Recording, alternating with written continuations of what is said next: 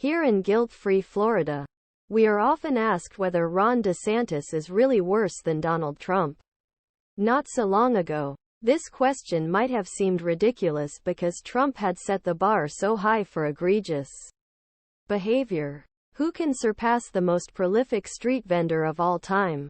Who could be worse for democracy than a person who embraces dictators, speaks fondly of white supremacists, slanders Mexican immigrants as rapists and tries to overturn an election, and incites a hooligan siege of the Capitol?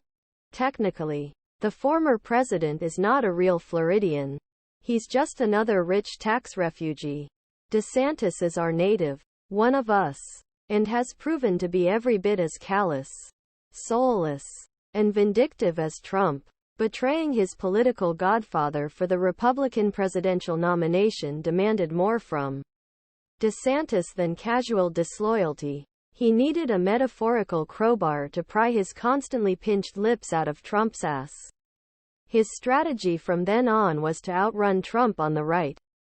As governor, he happily signed new laws targeting the LGBTQ community, abortion rights, gun restrictions, voting freedoms, conversations about the history of racism, and his own limitless source of spite, Disney.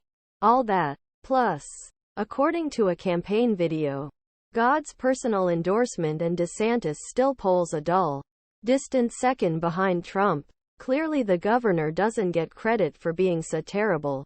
Have people already forgotten that his reversal of COVID vaccines in the middle of the pandemic killed countless Floridians who naively sought his guidance? It takes the icy spirit of a fentanyl dealer to incorporate customer deaths into your own marketing plan. While critics say DeSantis is Trump Lite, there are significant differences between the two. DeSantis is no slacker and actually likes to read. While he sticks to a script on stage, Trump prefers rambling shells.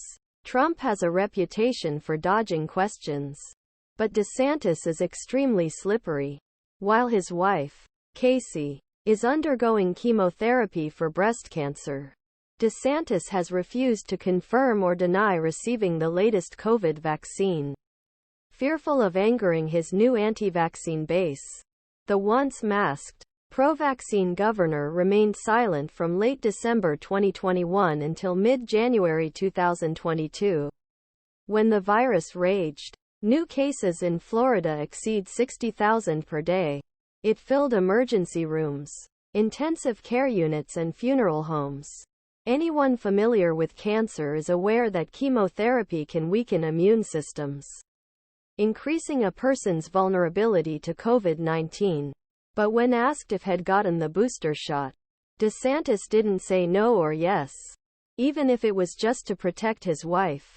As a practiced autocrat, DeSantis has methodically built the most reactionary, intrusive, and punitive government bureaucracy in the country. Despite a whirlwind of legal challenges, the governor continues to brag about unwinnable fight with Disney, his toxic Don't Say Gay campaign, useless election police, and the random influx of non-Flo